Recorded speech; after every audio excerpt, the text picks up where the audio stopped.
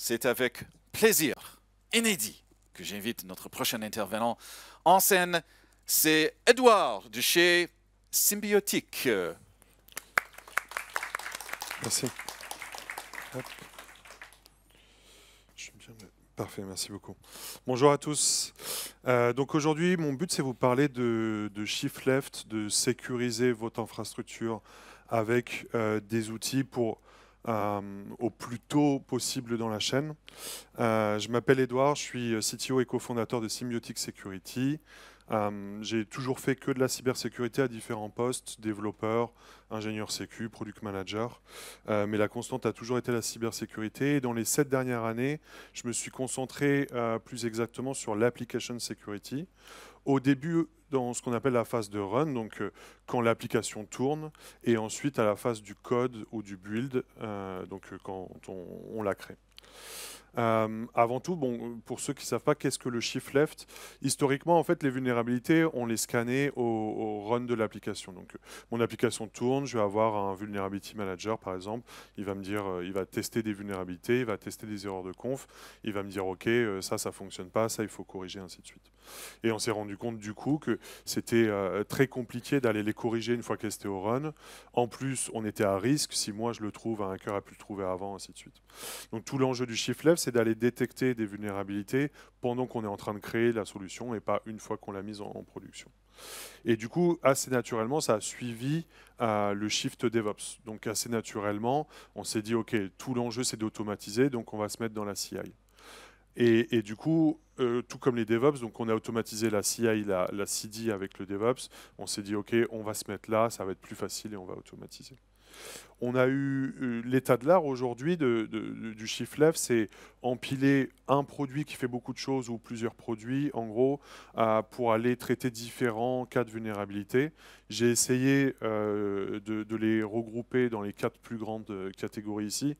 La première, c'est vos dépendances. Donc c'est le code que vous écrivez pas, mais qui est présent dans votre application. Donc vous faites une application, vous faites OK, j'include WordPress. En fait, WordPress, il include 10 trucs, qui include 10 trucs, et à la fin, vous vous retrouvez avec un arbre de dépendances où vous avez 3 dépendances directes, et en fait, vous avez 1000 ou 1500 dépendances transitives. Et comme en moyenne, chaque dépendance a plusieurs vulnérabilités par an, vous vous retrouvez mécaniquement à traiter plusieurs vulnérabilités par jour et à toujours devoir updater votre software. Et du coup, ce qu'on appelle le software composition analysis, c'est ça, c'est être capable déjà de mettre la lumière sur tout votre arbre de dépendance et ensuite de vous aider à aller constamment updater votre software pour diminuer votre risque. La deuxième famille, c'est votre propre code, le code que vous écrivez. Donc, il y a des technologies. Les plus connues s'appellent SAST, donc c'est de l'analyse statique de code. Et on vous dit, on analyse la sémantique de votre code et on vous dit, OK, là, il y a une vulnérabilité, là, il y a un risque, tu devrais le corriger. Du coup, l'infrastructure as code, on s'est mis à inventer des langages pour configurer le cloud. Pareil, maintenant, on n'est plus obligé d'aller se connecter à votre AWS pour voir vos erreurs de configuration. En lisant votre Terraform, votre CloudFormation, on est capable de détecter ces erreurs. Et vu que les cloud providers sont de plus en plus complexes, il y a de plus en plus de surface à faire d'énormes problèmes. Et le dernier, c'est qui est une grosse catégorie, mais j'ai nommé Supply Chain Security. En fait, vous avez plein d'autres problèmes. Même si vous êtes occupé de toutes les vulnérabilités dans votre code source, de la configuration de votre cloud et de toutes les vulnérabilités de votre dépendance, en vrai, vous êtes qu'à peu près à la moitié de l'histoire. Parce qu'il y a plein d'autres endroits. Par exemple, votre VCS, peut-être que votre GitHub, votre GitLab, il est mal configuré. Peut-être que Francis, votre développeur qui vient de commit quelque chose, il est capable de faire aussi la PR et la MR et de relire son code et de le valider. Et ça, c'est un souci de sécurité, par exemple. L'autre point, c'est les secrets dans le code. Typiquement, aujourd'hui, si je veux pirater une grosse entreprise américaine qui a 20 000 développeurs, sans citer de nom, peut-être que le premier truc que je vais faire, c'est envoyer un lien de phishing à tout le monde. Sur 20 000 développeurs, il y en a bien un qui est le couteau le moins aiguisé du tiroir, qui va se faire avoir. Je vais rentrer, mais je vais avoir accès qu'à une toute petite portion du code, là où en fait la code base elle est comme ça. Et dans sa petite portion du code, moi je vais aller chercher, je vais trouver un secret, je vais remonter à la CI, je vais prendre le contrôle de l'ensemble, je vais exfiltrer le code source ou je vais le backdoorer.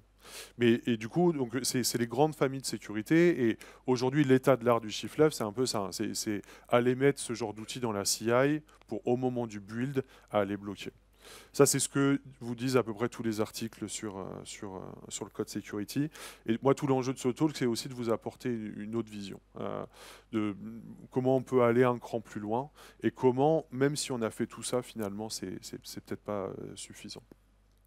Pour résumer, j'ai essayé de résumer, ok, si je développe une feature, c'est quoi à peu près son cycle de vie et les dominantes. Est-ce qu'on sert plutôt du cerveau ou est-ce qu'on sert plutôt de scanner de vulnérabilité de la machine? Bien sûr, comme c'est simplifié, c'est discutable, hein, mais du coup, une feature, je vais commencer par en écrire des spécifications.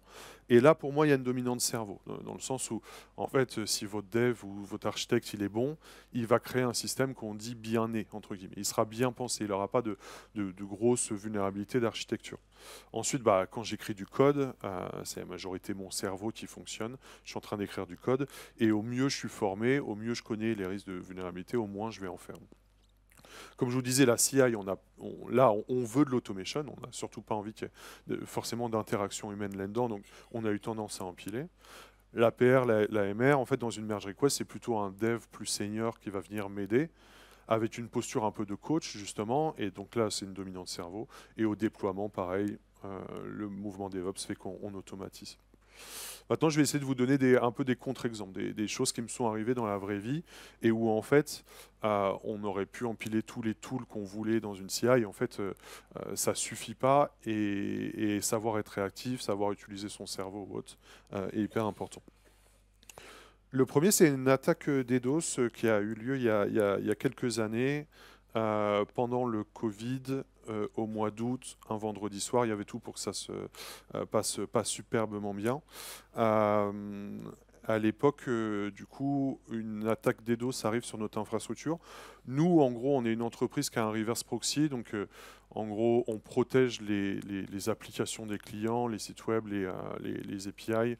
Le client redirige le trafic de son DNS vers nous, on est en SaaS, et nous ensuite on fait des checks de sécurité. Si c'est OK, on envoie la requête au vrai serveur.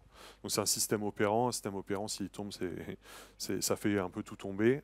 Donc c'est hyper important d'avoir de la résilience, d'être capable de toujours être up.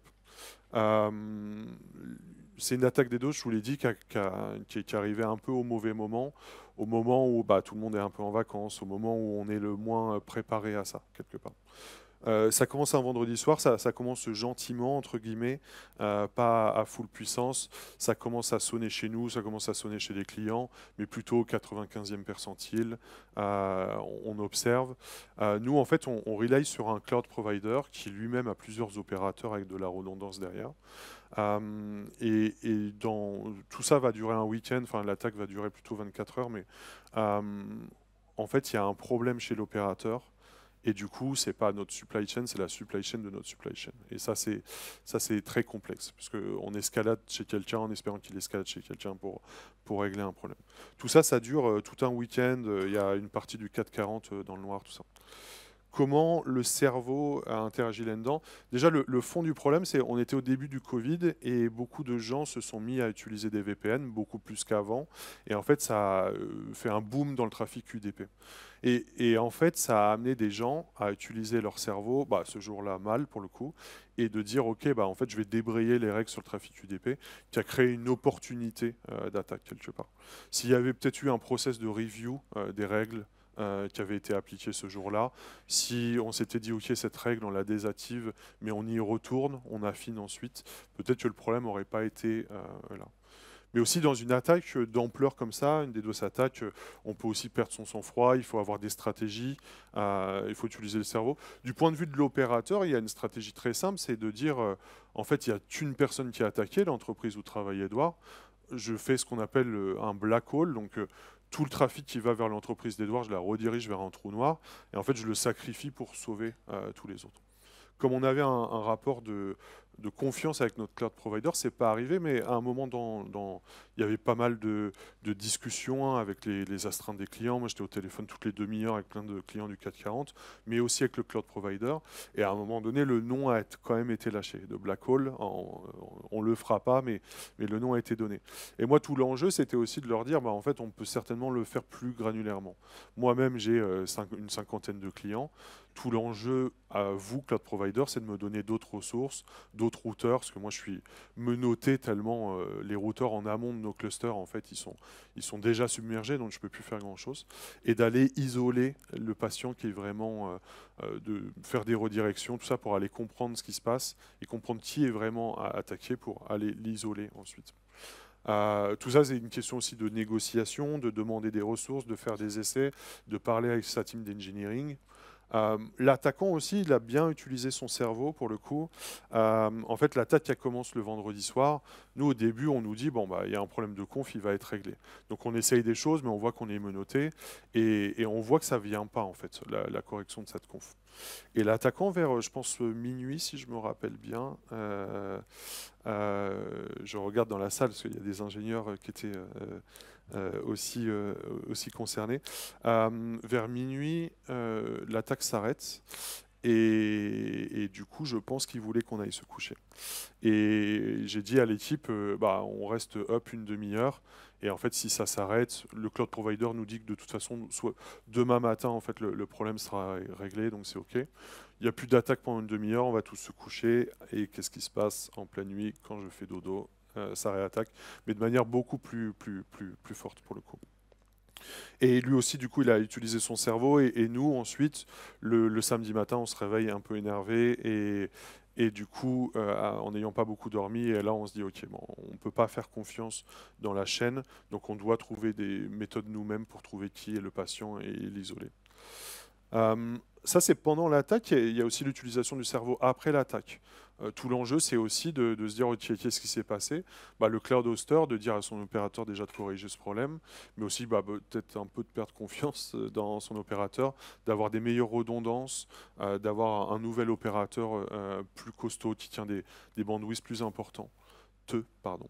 De nous, bah pareil, exactement, être capable de montrer à nos clients si ça arrive de nouveau, comment on réagit, comment on est capable de re-switcher directement vers un autre DDoS, leur montrer, aussi former nos équipes si ça réarrive, voilà ce qu'on fera, voilà quel plan on déclenchera, et présenter ce plan à tous ces clients. Ce qui est beau dans cette histoire quand même, c'est qu'on a mis dans le noir beaucoup de clients du CAC 40 et une unité gouvernementale, ainsi de suite. Et on a perdu 0 client en fait, par explication ensuite, par transparence, pour avoir construit aussi les méthodes de résilience pour pas que ça arrive de nouveau. Un autre exemple d'utilisation de cerveau où en fait vous pouvez mettre tout ce que vous voulez dans la CI, c'est pas ça qui règle le problème, c'est l'AI dans la génération de code.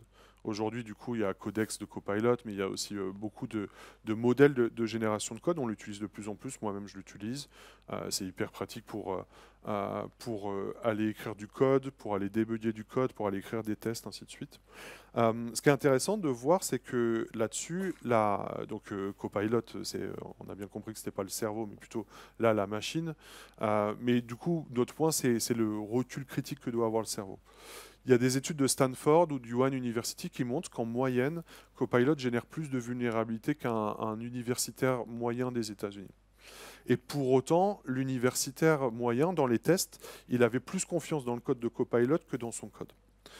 Et ça crée un rapport complètement inversé, où en fait on se dit c'est fine, le code qui sort c'est bon, alors qu'on devrait redoubler de vigilance. Et du coup on s'est renseigné, quand on a vu ça, nous-mêmes on a généré du code, et en fait la première fois que j'ai généré du code avec Copilot, il a mis un secret endure dans le code par exemple, en tout cas il m'a amené à le faire. Et on a regardé un petit peu, et justement en fait Copilot dit c'est votre responsabilité de sécuriser le code, et faites-le avec autre chose que de l'AI, du coup, pour être idempotent, donc il conseille des tests statiques de code derrière Copilot. Donc ça, pour le coup, c'est là où la machine est une menace, et l'humain doit avoir un recul critique sur ce qui se passe et surtout pas mettre en pause son cerveau. du coup, nous, on a aussi fait des tests en se disant, OK, est-ce que le LLM peut être une opportunité? Une fois qu'on a mis justement du SAST derrière le code qui était généré, on a découvert des vulnérabilités et on s'est dit, OK, bah maintenant, est-ce qu'on peut utiliser les AI pour aller auto-générer la remédiation? On a fait pas mal de tests. Sur du Terraform, par exemple, dans 85-90% des cas, si on prompte hyper bien en donnant des bons exemples de ressources, tout ça, en fait, il va générer le diff qui va corriger l'erreur que lui-même a créée, s'il est bien prompté. Donc ça, c'est intéressant. L'autre point, c'est, là, je vous parle de 85 à 90%, c'est pas assez quelque part. Ça aide la plupart du temps, mais c'est pas assez.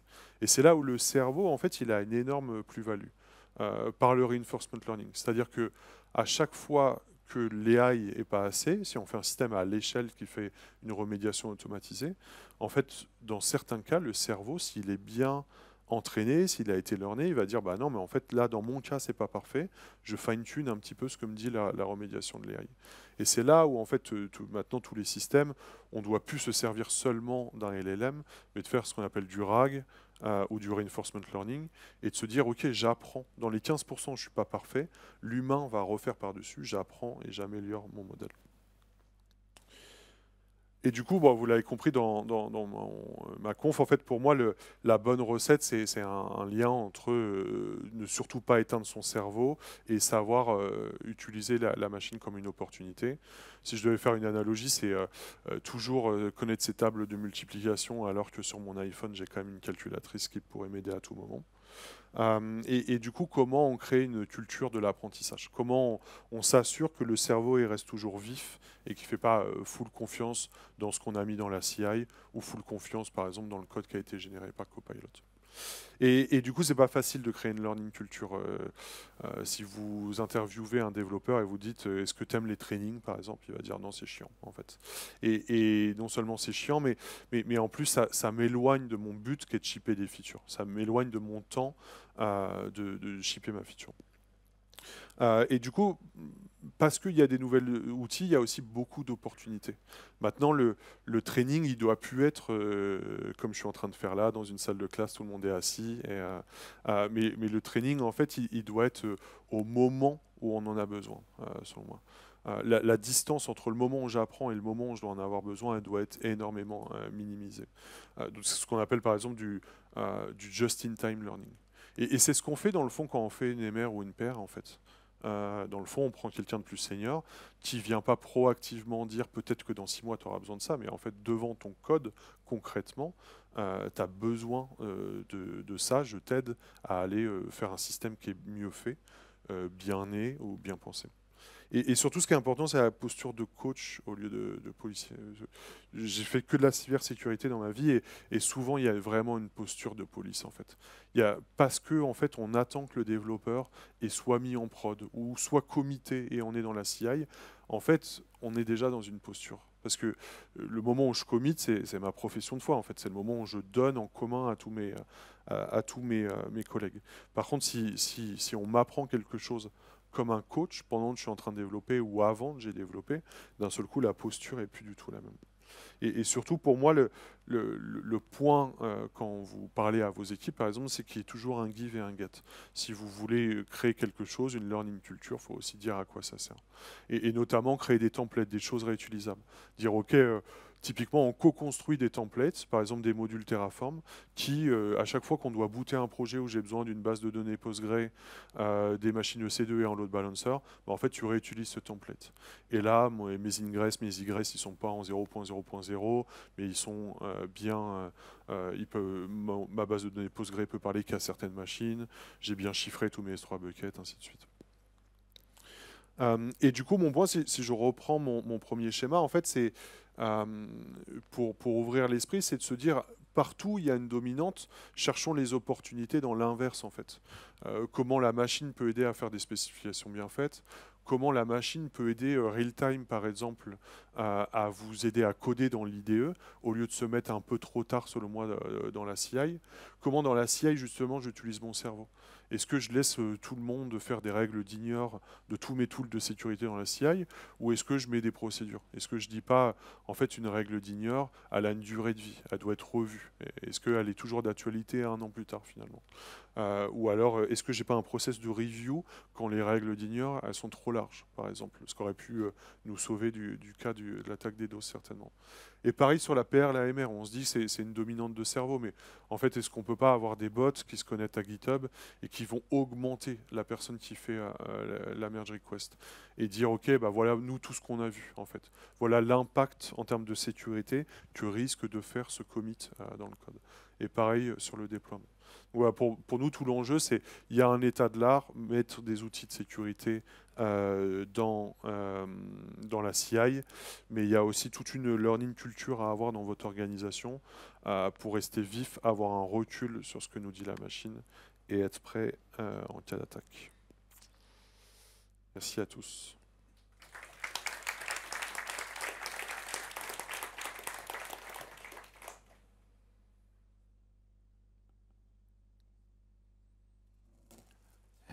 Et voilà. Merci pour ça. C'était rapide. Je n'étais pas prêt. Pardon. Voilà. Honnêtement, voilà, on cache rien. Hein. Voilà, j'ai aussi oublié le clicker. Bon, c'est pas grave. Merci. Voilà. OK. Bon. Merci pour cette intervention. C'était intéressant. Et je comprends bien. Qu'en fait, on ne peut pas dire les noms spécifiques. Il faut un peu cacher les choses. C'est un peu la réalité de la situation, mais quand même, d'avoir l'opportunité de partager cette histoire, c'est élucidant, c'est intéressant, donc merci pour ça. Merci. Il y a quelques questions, en fait, je pense que tout le monde, vous n'étiez pas prêts non plus. Bon, voilà, mais je vais quand même regarder les questions, comme il y a des questions qui rentrent en ce moment, donc merci pour ça. Voilà, ne pas faire confiance à l'IA pour l'écriture du code, OK. Qui déteste la couverture du code est-elle un indicateur suffisant pour faire confiance à l'IA? Non, je pense pas. Enfin, c'est très bien d'avoir une couverture de test, hein, bien sûr. Mais comme tout, en fait, c'est le stade qu'il faut atteindre et le stade où on a un indicateur. C'est comme dire, OK, j'ai couvert dans ma CI toutes mes vulnérabilités. Ça n'empêche pas d'avoir un recul critique sur ce qui se passe, justement.